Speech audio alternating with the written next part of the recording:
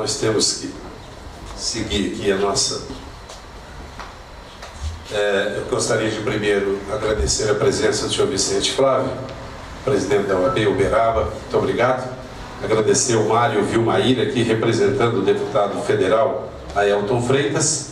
E quem vai fazer uso da palavra agora é o presidente do Fórum Permanente de Articulistas de Uberaba, o senhor João Eurípides Sabino.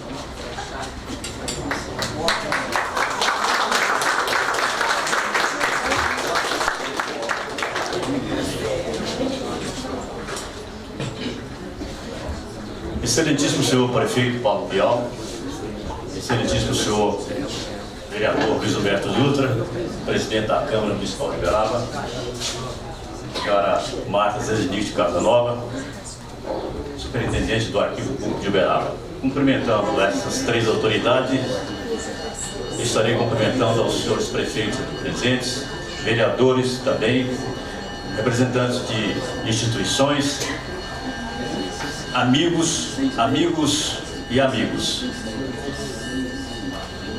Senhores, na história só há lugar para quem luta por ela.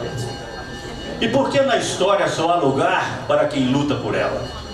É que não basta só registrarmos os fatos ou assisti-los passivamente, comentá-los e etc. Não, há que se vivenciá-los, emitir opinião, estudá-los, se expor aos riscos de publicá-los e, sobretudo, arcar com os ônus de assumir posições quando a maioria dos cidadãos se contentam em ficar como está para ver como é que fica.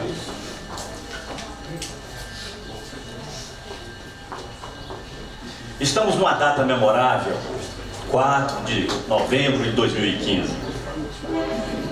Em que registramos o que sobrou da sede do primeiro jornal diário do interior do Brasil, o nosso Lavoura e Comércio.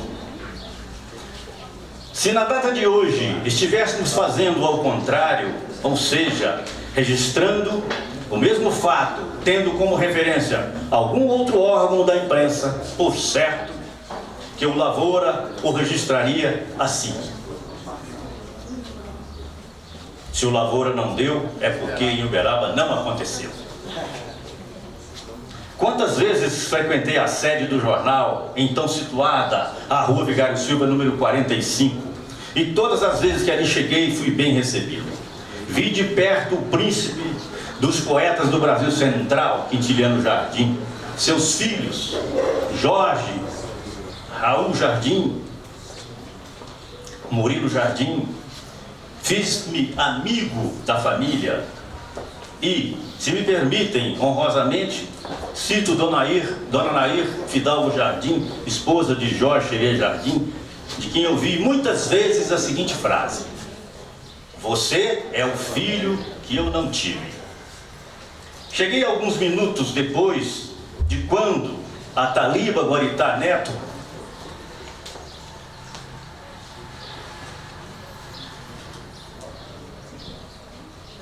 sofreu sua última cefaleia no trabalho, se levantou, foi até a Drogazil, ouviu seu amigo Jaime Sebastião Tomé e dali foi levado ao Hospital São Domingos.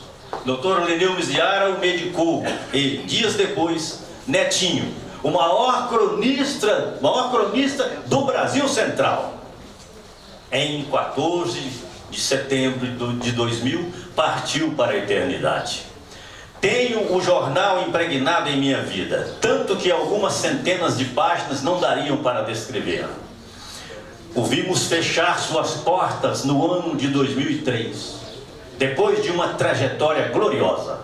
Lutamos para a sua salvação, e no ano de 2005, o Fórum Permanente dos Articulistas de Uberaba e região, juntamente com a Academia de Letras do Triângulo Mineiro, na época presidida pelo acadêmico Mário Salvador, fizemos um movimento de salvação do jornal. Esse movimento, caros amigos, só não teve êxito porque o ilusório dinheiro falou mais alto, mesmo tendo alguns dos sócios do jornal aberto mão de valores materiais. com seu poder de informar, o Lavoura decidia sobre todos os segmentos de Uberaba e região. O juiz da comarca, o bispo, o comandante do batalhão, o prefeito, o presidente da Câmara, o delegado de polícia, todas as instituições oficiais e entidades de classes. Todos nós, enfim, tínhamos o Lavoura como referência. Muitos até lhe prestavam satisfação para alcançar o sucesso no que faziam. Quanto era bonito vermos 20 ou 30 jovens. Eu tinha que mostrar essa preciosidade para vocês. Gritando: ó Lavoura! Aqui deve ter algum egresso daquele tempo que vendia o jornal Lavoura e Comércio. Esse é o Lavoura e Comércio daqueles tempos que rodou 104 anos e um dia fechou suas portas. Na fachada do prédio existia um mural contendo os títulos das notícias do dia. Ali parávamos para ver e ler o que constaria na edição daquela tarde. Com quem estará aquela pequena lousa que bem poderia estar aqui no arquivo público, junto ao acervo do jornal? Se alguém souber, por favor, nos informe, porque nós iremos atrás. O lugar daquela lousa que todos nós parávamos de frente para ver as notícias é aqui no arquivo público, junto ao acervo.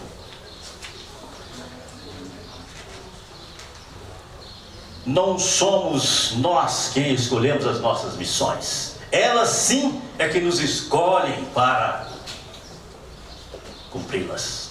Professora Marta Zedenick de Casanova, quis o Criador que você, ladeada por valiosos colaboradores, participasse do resgate histórico do arquivo do jornal Lavoura e Comércio. Um jornal nascido sob o signo da irresignação dos homens da cidade e do campo, devido aos salgados impostos que pagavam. Não poderia, depois de 104 anos de existência, se sucumbir sob o domínio dos ácaros, dos fungos, das traças, dos cupins, do fogo e outros agentes destruidores de um material tão caro e tão importante para a nossa história. Eu conheço de perto as suas lutas na defesa desta causa.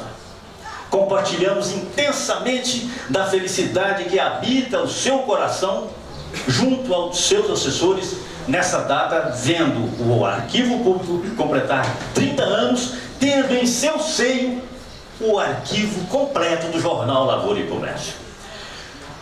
Senhor prefeito Paulo Bial, muitas vezes me pergunto por que um jovem nascido em Patos de Minas aqui se radicou, constituiu sua família, assumiu postos, se elegeu deputado, galgou o cargo de prefeito e exatamente a ele coube a missão de concentrar suas forças a fim de trazer o Lavoura e Comércio de volta, depois de repousar por aproximadamente 3 anos na vizinha cidade de Uberlândia.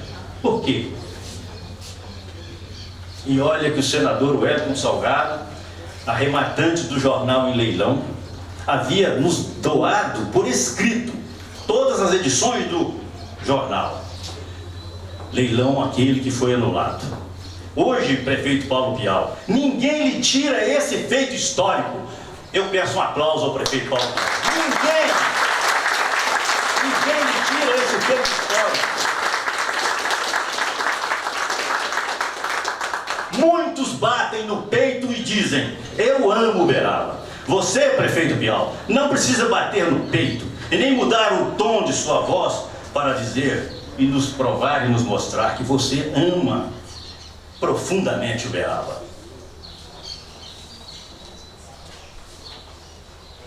Senhores, quanto foi difícil para este filho de Uberaba e a tantos outros filhos assistirmos à demolição implacável da sede do nosso Lavoura.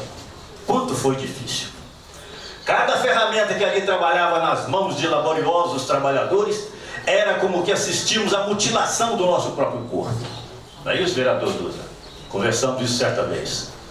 Era a destruição de algo feito com tanto esmero. Dali, por exemplo, partiram as edições em lombo de burros.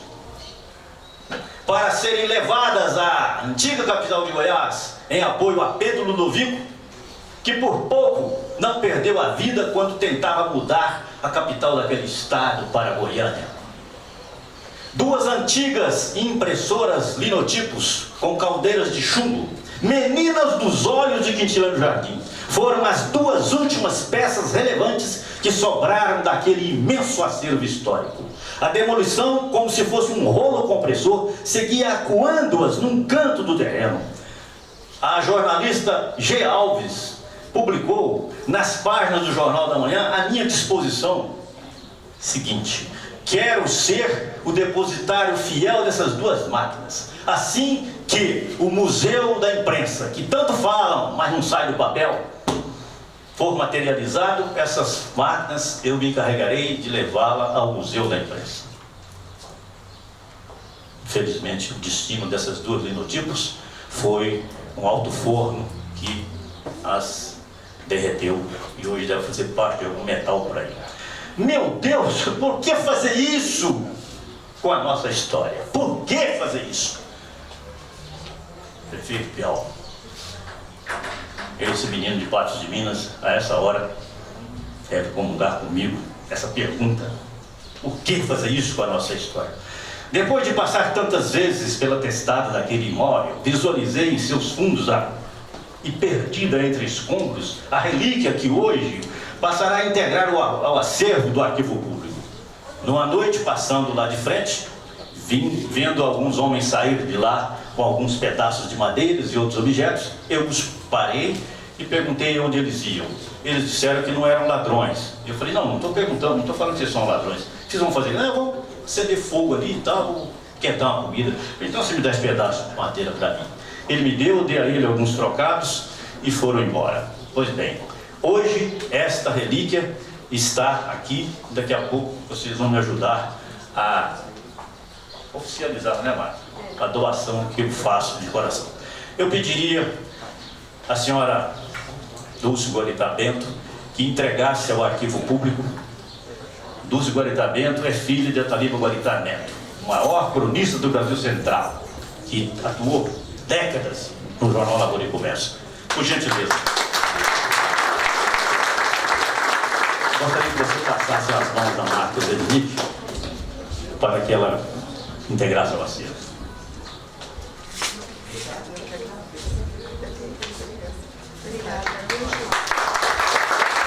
Terminando minha palavra,